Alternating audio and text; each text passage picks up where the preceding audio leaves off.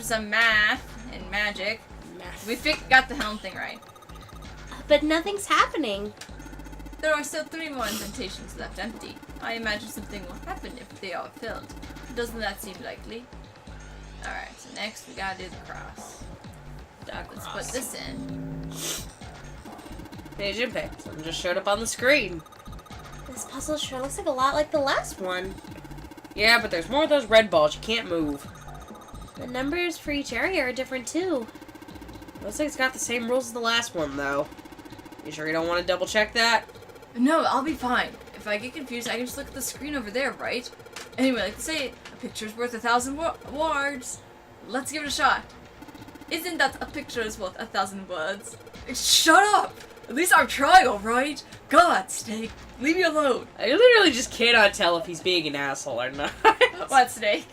No, Junpei. Junpei. Or both. Or both, yeah. Okay, 2, 3, 2, 3, 6,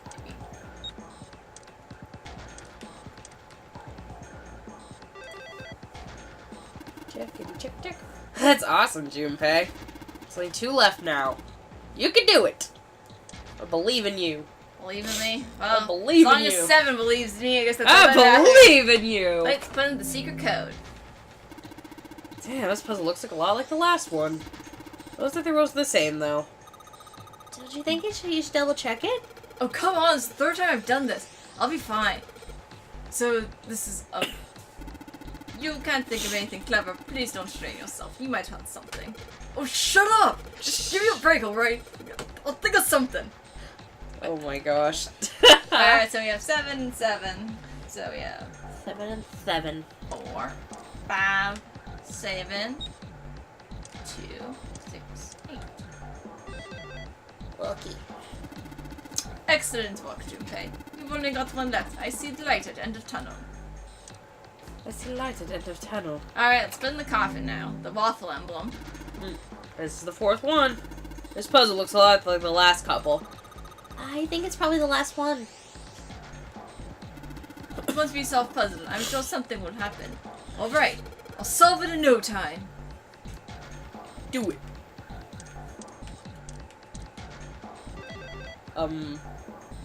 What? Huh? Where'd that noise come from? Underneath the keyboard. Way to go, Junpei.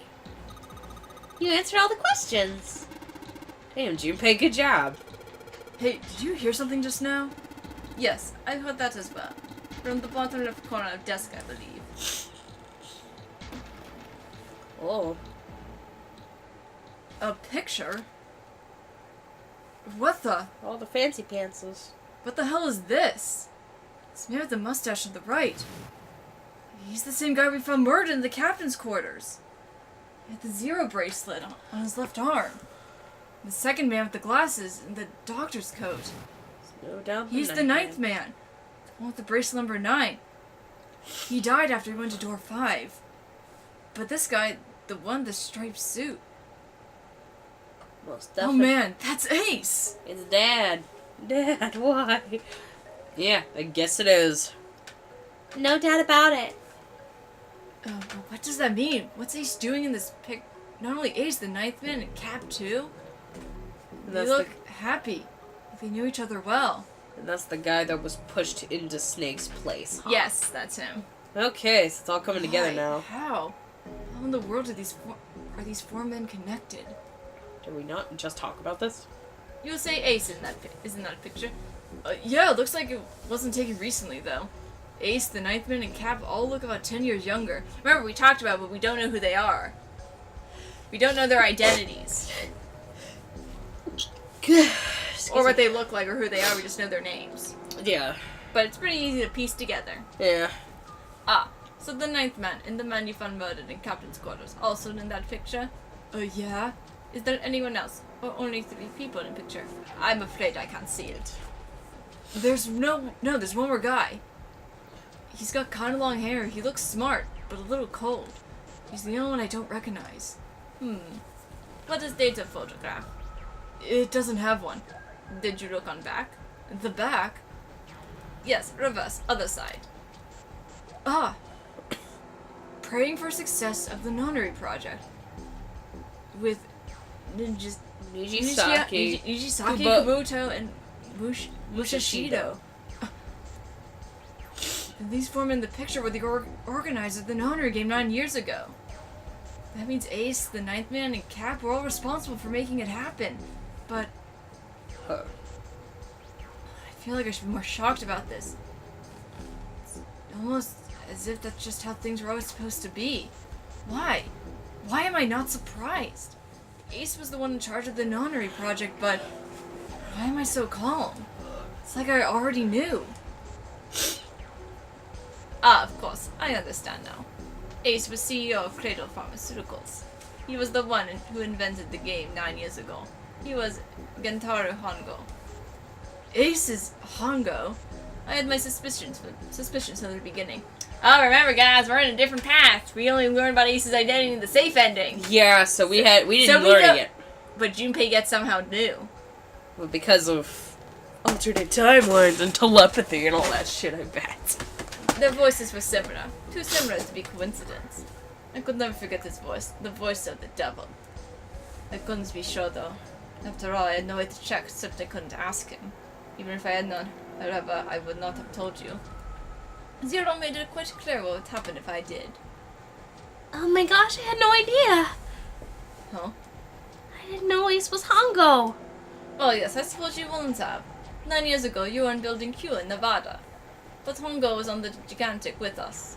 I know, that's why I didn't know what Hongo looked like. But why? Why didn't you tell me? I mean, I'm your sister, right? You could have told me. I'm sorry. I apologize for keeping this from you. But if I told you, Clover, you would have told everyone else. And if you did, I would have been forced to tell them what happened 9 years ago. I had to prevent that. Hey, Junpei, you think I can borrow that picture for a sec? Sure. Huh. Hongo, Kubota, Nijisaki, and Musashido. Hongo, Kubota, Nijisaki, Musashido. I'm not repeating this. Continue. 7, do you? Shut it! Just be quiet. I'm this close to remembering. This close. Names! Cradle Pharmaceuticals. Nonary project. Shit. What? What's wrong? Holy shit. This is nuts. What's nuts? I remember. Remember what? Everything. Everything? Yeah, I remember all of it. My memory's back. I remember what happened before I got snatched. What? Let me tell you what happened. Like Snake said, Ace is Hongo.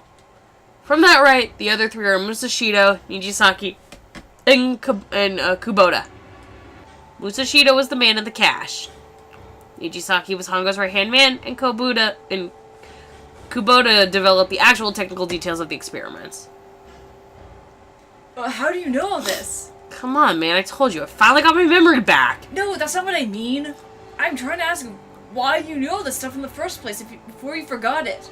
Do you really want to know? Of course! Me too! This is gonna take a while. And it's probably gonna take me 3 days to tell you everything. Well, we don't have 3 days! Just give us the short version, okay? Short version, huh? Alright, fine. I'll give you a shot. No promises, though. I'm a detective. It's a little awkward to say this about myself, but you could probably consider me a lone wolf type. I hold my own code. And I think doing what's right is more important than doing what you're told. That's why I followed my gut that night. A slim lead brought me to the wharf. It was 9 years ago. The wharf had been cold as fuck and I could barely see squat. I was investigating a mess of kidnappings, all of them children. They'd all had one thing in common, a history of visits to one particular hospital. A hospital under the management of Cradle Pharmaceuticals. And my investigation had turned up evidence that Cradle had been involved in the kidnappings. After a little sweet talking, I managed to finally get a real lead from someone inside Cradle. My source told me this. Tonight, a ship... Tonight, a ship to take the children to a large passenger liner offshore. Hey guys, it's Ukyo again. Oh god! So I headed to the wharf after talking to Ukyo. It was very awkward. From the shadows, I searched the harbor and found the ship he was talking about. There was a bunch of movement near it. Men in black suits, many of them were carrying large bags. These bags, something about the way they moved as they were carried. No doubt about it, they were human beings in those bags. I moved in before I realized it. I came out of hiding with my gun already in my hand. Don't move. I felt metal touch the back of my head. Drop the gun. I could kill you right now. It'd be easy to get away with it, too. Just tie an anchor to your feet. No one would find you for a week. That what you want? The fish here would love a meal. He kept digging the cold metal into my skull. Ugh. There's nothing I could do. I did what he said and laid my gun on the ground. Then suddenly, there was a sharp pain in my neck. A needle. A drug. Nighty night. That was my last thought. Goddamn, Yukio, you God, Yukio, you son of a bitch! Yeah. God damn it. Ugh. I woke up on a hard floor. Damn it, shit, my head hurts. I did once over of the room. Where am I? Small shabby bed, a dirty sink.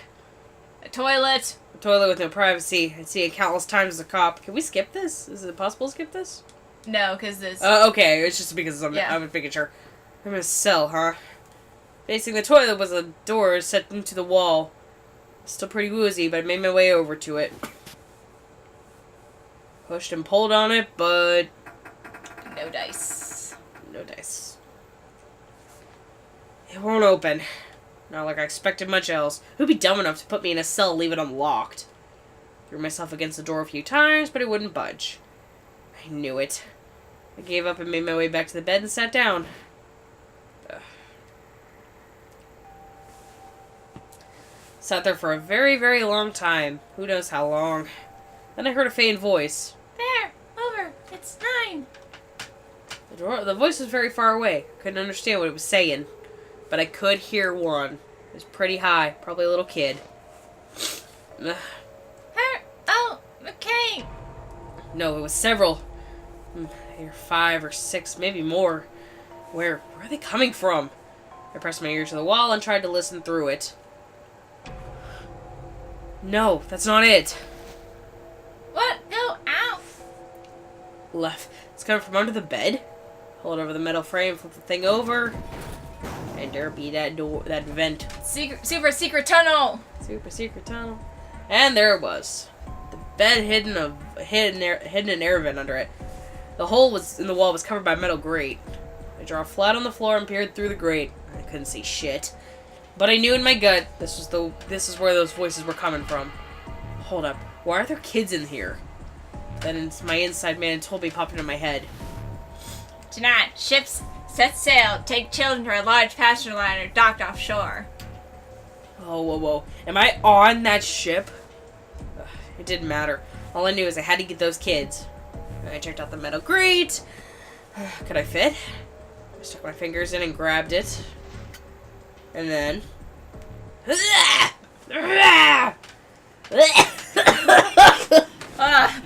Sorry! Yeah. How do you like that, you son of a bitch? Sorry. I finally got the damn thing off. Sweat was dripping down my face, so I wiped it off and crawled inside. The first bit was tight, so I had to wriggle on my belly. Yeah, so could you imagine 7 fitting, kind of getting through this whole thing? A little tiny little thing. Yeah, seriously. It widened up eventually, and there was space for me to crawl on my hands and knees. I went from crawling like a worm in the dirt to skittering like a bug. Couldn't say it was much better, but I'd take what I could get. And when I'd been there long enough to start, I wonder where it'd take me. A massive sound nearly scared the piss out of me. It was like a heavy metal door had been slammed shut. Then there was a voice. Warning. Warning. Emergency incineration command has been acknowledged. Oh. Automatic incineration will take place in 18 minutes. Please evacuate the incinerator immediately. Repeat. Emergency incineration command has been acknowledged. What?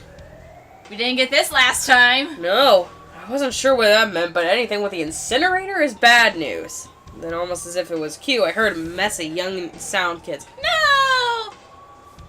Help me. A bunch of them were straight up screaming in terror. It sounded like they together made a howl that made my hair stand on next to the whatever. Damn, what the hell is going on? Shut up! It's okay, go. I scrambled through the duct as fast as I could. I made a giant racket, but I didn't care at this point. As soon as I found a metal door on the left side of the duct, the kids were screaming out the other side. I found it. I yanked the handle, threw the door open, and almost ripped the metal off its hinges. What the hell is this place? Remember when you saw this picture? You didn't know what it was, but now you know where they are. It was in the incinerator. Oh. Yeah. I couldn't believe what I saw. The room had a dome on top, and there had been about 9 walls, all the same size. Up in the ceiling was an upside-down funnel, almost like a chimney.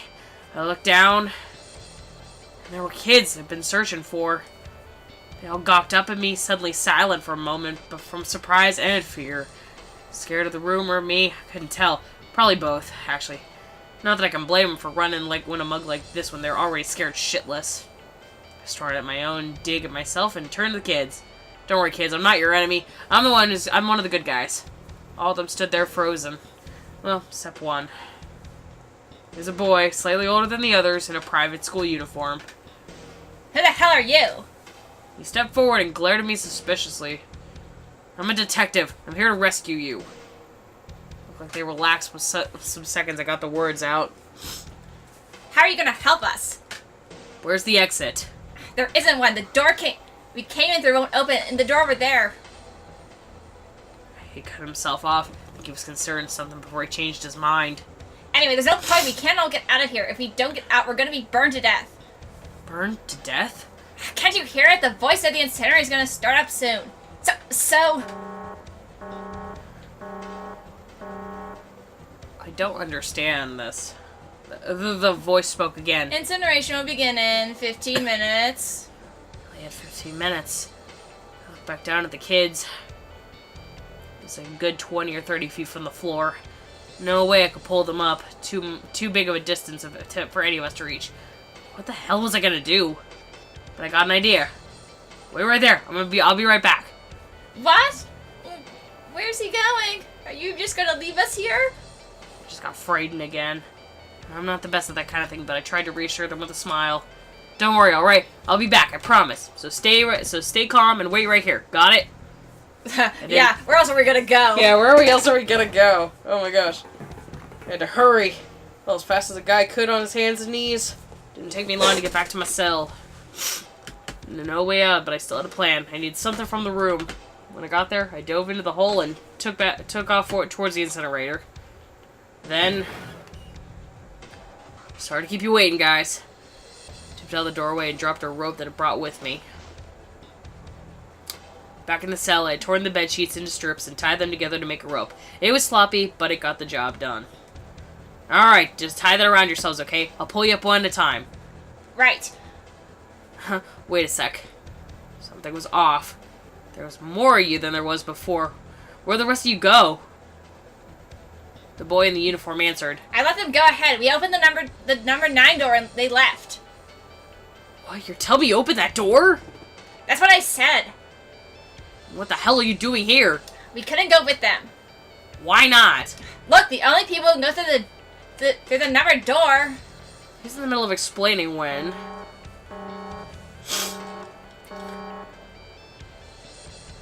Incineration will begin in 5 minutes. All shook a bit from the voice bouncing around. Look, oh, good. Look, that can wait, alright? Let's just get us out of here. Right. I grabbed onto the rope. First one I pulled up was a girl with a ponytail. Next was a girl with a red necktie. The boy in a jacket came after. He said he'd climb up on his own. The boy in the uniform was the last up. Like the other kids, he climbed up the rope himself. He looked pretty scrawny, but I guess he was stronger than he looked. He moved fast, but when he was almost to me, I heard some knocking. Everyone looked at the door. It had a thick square window set into it. On the other side was an angry face was staring in. Oh! God damn it, what the hell is going on here? Why is the room empty? Where the hell are those fucking kids? Into the room, cave! The door opened and the man stepped in, looking half mad with fury. I recognized his face. I saw him many times in photos during my investigation. The man's name was Gentaro Hongo, the CEO of Cradle Pharmaceuticals. Hongo saw the boy hanging from the rope. Ugh! It was like he was an animal. He lunged for the rope. Hurry! I know. The boy in the uniform booked it up the rope. You son of a bitch! You get back here, you little shit! 7, 15 feet, 10. The second I reached the kid, I grabbed him, hauled him up, and tossed him into the duct behind me. Ah, no! Hongo had lost it. His face didn't even look human. It was like a bastard pulled off his fake face and was really a terrifying devil or some kind of damn monster. I quickly reeled into the rope and leaving a furious Hongo yelling at me from the floor. You fucking bastard! You won't get away with this! How dare you compromise this experiment! Experiment? What experiment?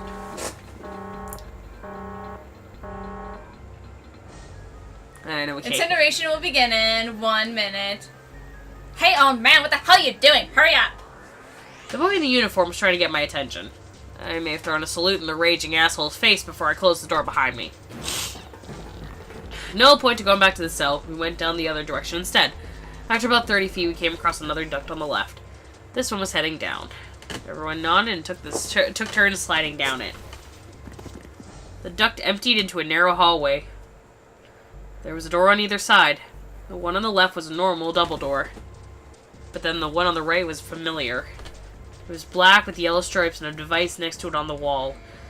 Plate had on it read incinerator. Incinerator? Yeah, that's where we were. It was the girl with the red bow tie who answered me. We were inside the incinerator? Yeah, Hongo might still be there, and it looks like it's been shut off though. Wait, what? If he's still there? Yeah, that's not good. Ugh. That means we gotta get out of here. Go to the other door. Hurry. The kids started running and I was close on their heels. On the other side of the door was a large spiral staircase. Run! Didn't need to tell them twice. Went up and up and up. Our feet pounded the steps and our arms pumping fast. We went round and round and round like the devil was on our tail. The stairway kept going. We passed a couple landings when the boy in the uniform suddenly spoke up. Something's up. Akane's now catching up to us. Akane? My kid's sister, the girl with the red necktie. Akane. That's strange. I remember seeing that name on the list of missing kids. Hey, Akane! He cupped his hands around his mouth and yelled. Nobody answered him. Maybe we outran her. The boy in the uniform skidded to a stop. I stopped too, and so did the other two kids. When did we do that? Well, we passed a couple big rooms on the way here. Maybe she took a rest in one of them? No, that's impossible. Sorry, Grandpa. You keep going. I gotta look for her downstairs. He turned to go. Hey, kid, wait! God damn it! I said wait! I don't think the kid even heard me. Fuck. I spun around the boy in the jacket and the girl with the ponytail. I'm going after him. You two keep going, alright? You got it? The girl nodded and ran up the stairs, but the boy... I'm going with you. I didn't have time to argue. I just nodded and took off down the stairs. We could hear him following me. We ran all the way to the bottom floor, calling for her. Akane was nowhere to be found. God damn it, where the hell did she go? I could tell the kid was frustrated. And suddenly... Help me! Somebody help me! we heard a girl's voice. Akane! The boy in the uniform threw open the door and leapt into the hallway by the incinerator. We rushed in after him. I couldn't for the life of me believe what we were seeing. Oh, boy. That bastard Hongo had Akane by the arm and was forcing her into the incinerator. Come on. God damn it. Move. No, I don't want to. Let me go. Please let go of me. She planted her face squarely on the floor. Feet. It's like, nope, not moving. I'm sorry. It's okay. Oh, God. Akane! Her brother roared with anger and charged towards Hongo. Help me! Ha! You're too late, idiot. Hongo lifted Akane bodily into the air and threw her, still fighting him, into the incinerator. Ah! Before we could even blink, Hongo leapt through the door after her. Saw him land inside. Oh, well. And then the door slammed shut. Ran at the door. We did everything we could to get the thing opened. But... Ah, fuck, it's no use. The goddamn thing won't move an inch. Oh, God. He started slamming his fist against the door. He was close to shattering his knuckles with how hard he was pounding on it. Akane, are you okay? You came back! Her voice was muffled, but all us could hear the sheer terror in it. What should I do? I think I'm trapped in here. Where's Hongo? He went out the other door. What? God damn it. Warning. Warning. Emergency incineration command has been acknowledged. Automatic incineration will take place in 18 minutes. Please evacuate the incinerator immediately. Repeat. Emergency incineration command has been acknowledged. Are you fucking kidding me? It's the same damn thing. Are you there? Yeah, we're here. Just hang on, alright? We're gonna figure a way out to save you. His words seemed like a sick joke to her if he had been able to see how white his bloodied face was right there.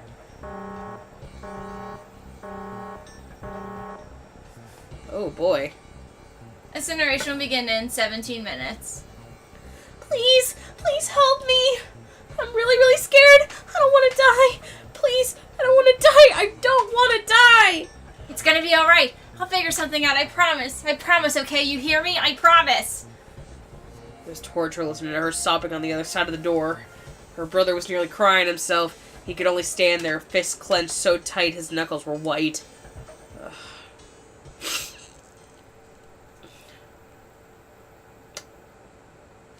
Yikes.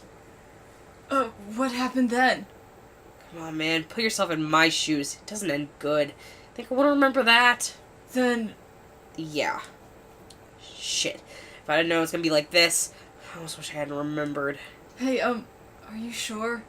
Huh. Look, I don't want to ask this either, but there's something I don't get. Huh. So if you could just tell me, did that girl Akane really... Yeah, I'm sure. There wasn't anything we could do.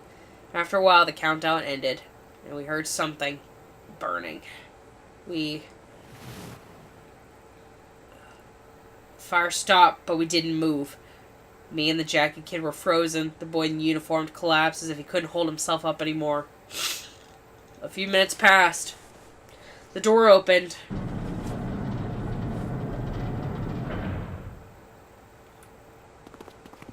The boy in uniform tripped over his feet running in. We followed, too numb to speak. The air in the incinerator was hot. Every breath made my lungs feel like they were on fire. It was like standing on a hot asphalt. The air was wavering. In the middle of the room, there it lay. The kid's legs were shaking so bad, I don't know how he managed to walk. Couldn't see his face, but his body somehow looked empty. Finally, he reached it. He fell to his knees, his legs gave out on him, and then... Aww.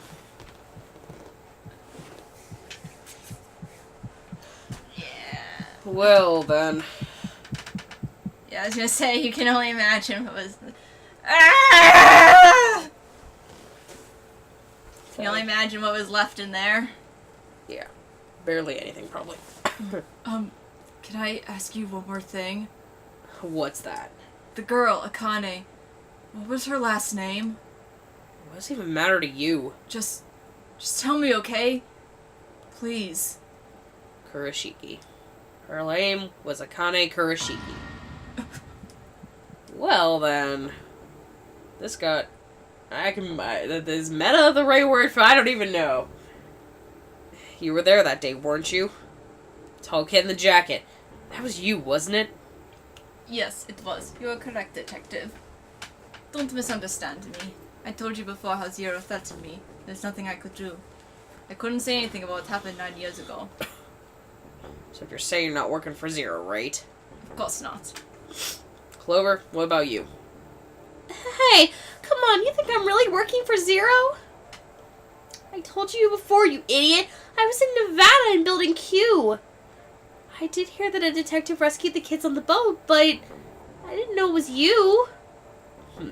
Well, I guess I believe you. Alright, let me ask you another question. Santa's real name is Aoi Kuroshiki. He's Akane's brother. You know what with that? No, I didn't. Did you? Well, yes. I knew Aoi Kuroshiki was her brother, but I didn't know he was Santa. He's not from the beginning. 9 years ago, he was in the middle of puberty. His voice is entirely different now. I'm ashamed to say that even with my exceptional hearing, I wasn't able to make the connection. Wow. As such, I had no reason to think Santa was Aoi. When'd you figure it out? Glover told me that Santa might have been one of the subjects in the initial experiment. It was only a short while ago, when we were leaving the library. She told me that I had the feeling. Santa is Aoi Akane Kuroshiki, June's brother? Huh. No, there's still a lot we don't know. I mean, like, a lot. But there's one thing I think we can say we know. What's that? The body we found in the shower room? It had to be Nijisaki, dressed to look like Snake. What? Oh, come on, man. What kind of detective are you? You didn't figure that out already? Hey, go easy on me. I just got my memory back, right? Cut me some slack. Well, if he is, the other 3 murders make sense then, don't they? Yeah, that's right. The murder. Kubota blew himself up. That was a murder too. Why did these murders take place? If Junpei is correct, then the body in the shower room was Nijisaki's. That means all the people who were murdered were involved in the creation of the Nonary project. Well then. Kubota, the person who conducted the actual experiments. Nijisaki, Hongo's assistant. And Mushishido, the man who financed the project. You mean this was all just revenge? Santa is Zero? He's getting revenge for the death of his sister? And that's why he killed them. No, I don't think Santa actually murdered anyone. If I'm right, it's not hard to figure out who the next victim's going to be, is it? I'm pretty sure I don't have to tell you. Yes. Yep. Right. The next target will be Gentaro Hongo. The person who planned the Nonary project. In other words, Ace. Wow, what? Oh, what the hell's going on here? Should we figure out in the next episode? Yes, yep. Unfortunately, though, our time is up. But we have to cut the episode off here now. Alright, we'll start this up in the next episode. I hope you guys are having a fantastic day. Please like, comment, subscribe for more DVDs like this every other day. Talk to you guys, alright? Bye-bye.